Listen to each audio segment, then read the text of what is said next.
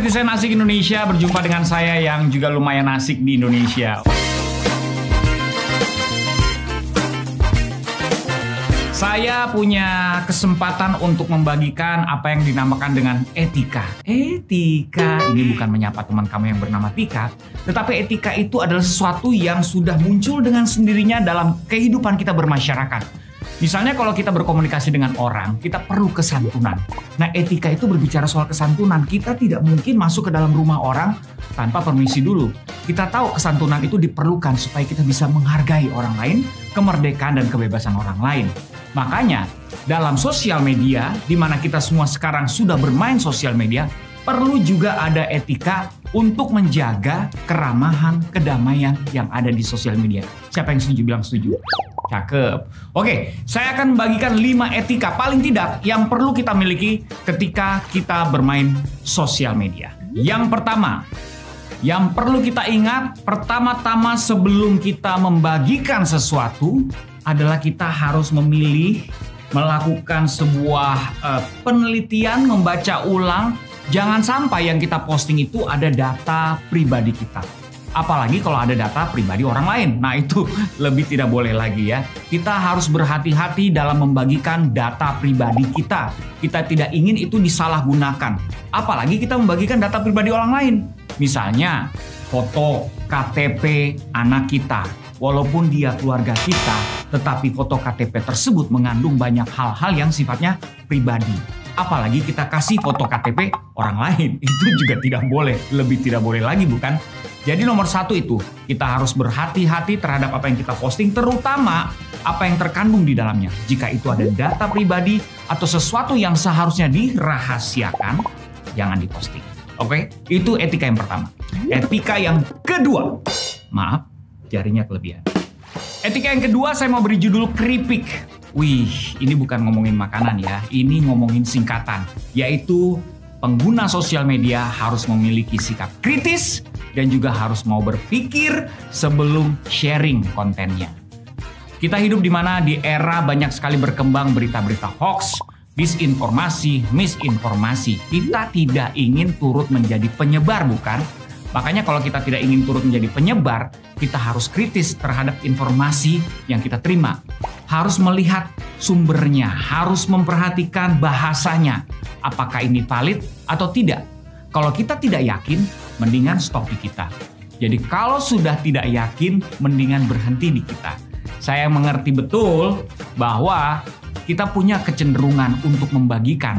Karena kita khawatir mungkin, karena kita concern, atau karena kita ingin menjadi orang yang pertama kali membagikan sebuah informasi. Nah, untuk itulah kita harus berhati-hati. Walaupun kita memiliki landasan atau motivasi yang benar, belum tentu kalau kita tidak berhati-hati, hasilnya juga akan benar. Ingat, keripik, kritis, dan pikir dulu. Etika yang ketiga adalah buat para pelaku sosial media yang suka sekali mengambil quotes atau sumber-sumber yang valid lainnya. Ini kalau tadi kan kita sebelumnya bicara soal sumber yang nggak valid, tuh kita ngecek dulu nih. Tapi sekarang bicara tentang karya yang valid sumbernya. Misalnya musik, quotes dari orang, atau teori, atau film, atau apapun yang sudah jelas. Nah, saya menyarankan kita harus mengapresiasi sumber tersebut, yaitu dengan cara kita mention, kita tulis sumbernya dari mana. Itu namanya kita menghargai ide atau karya orang lain, bukan? Kita pun ingin karya kita dihargai. Kalau kita ingin karya dan ide kita dihargai, kita pun juga harus belajar menghargai karya dan ide orang lain, bukan? Setuju? Etika yang keempat adalah ini sangat umum dan saya yakin semuanya setuju, yaitu kita harus memperhatikan gaya bahasa kita. Kalau kita bicara aja bisa suka salah, orang suka susah mengerti, apalagi kalau kita tulis, bukan? Karena tidak ada intonasi di situ. Orang sudah sulit mengerti sebuah kalimat yang ditulis apa adanya, kadang-kadang bisa salah juga mengertinya.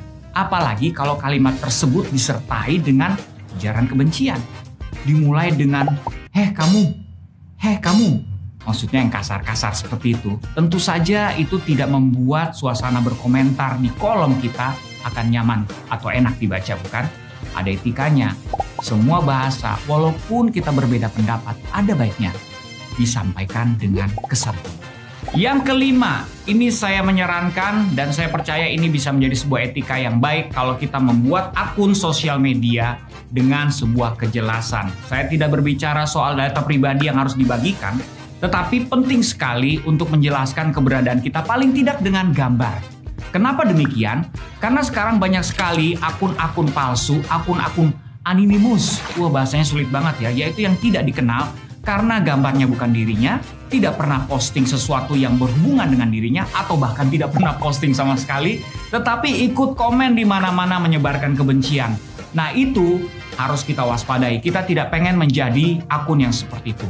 Kita jaga sama-sama etika di sosial media. Itu dia kelima tips saya untuk etika di sosial media.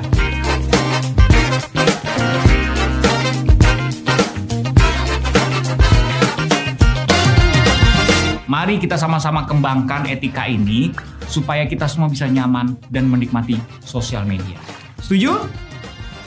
Setuju.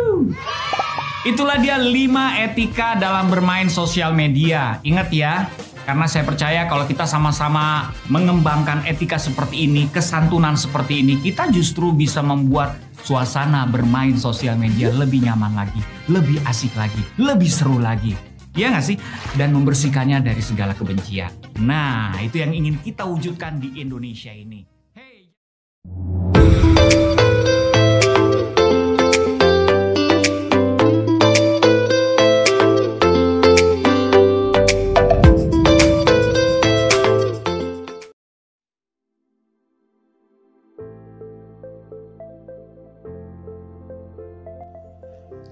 Saat ini kita sudah memasuki era digital, di mana semua hal sudah terhubung dengan internet.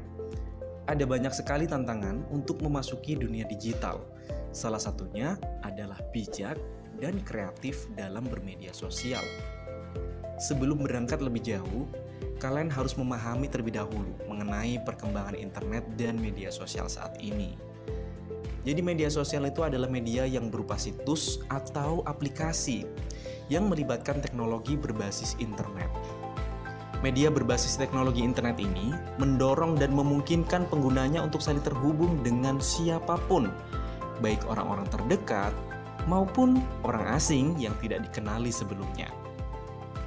Karena media sosial ini bisa terhubung dengan siapapun, kalian juga harus memperhatikan etika ketika berselancar di berbagai platform media sosial tersebut. Contohnya adalah menghindari memulai konflik dengan orang lain, memberikan komentar tercela, ataupun bersikap terlalu ekstrim mengenai suatu hal di media sosial. Selain menghindari hal-hal tersebut, kalian juga bisa memanfaatkan media sosial ini untuk menjadi hal yang positif. Misalnya nih, kalian bisa mencari informasi yang bermanfaat, menambah teman dan kenalan baru, melakukan diskusi dengan orang lain, atau membagikan hal-hal positif dan bermanfaat bagi banyak orang. Kalian juga harus memperhatikan risiko dan konsekuensinya jika melakukan hal-hal yang negatif di media sosial. Pasalnya, pemerintah telah menerbitkan Undang-Undang Nomor 19 Tahun 2018 tentang Informasi dan Transaksi Elektronik atau UU ITE yang mengatur penggunaan internet yang baik dan benar. Setelah bijak dalam bermedia sosial, kalian dapat memanfaatkan media sosial ini sebagai wadah untuk menyalurkan bakat dan juga kreativitas yang kalian miliki. Karya kreatif yang ditunjukkan dalam media sosial ini bisa berupa video, tulisan, cerita, gambar, dan lain-lain. Kreativitas yang kamu bagikan melalui media sosial haruslah memiliki nilai tambah agar kamu bisa dikenal oleh banyak orang dan mungkin bisa mendapatkan keuntungan finansial dari media sosial tersebut. Meskipun banyak manfaat yang bisa kalian ambil, jangan sampai media sosial membuat kamu menjadi ketagihan dan melupakan berbagai hal yang lainnya. Tetaplah bijak dan terus kreatif dalam bermedia sosial.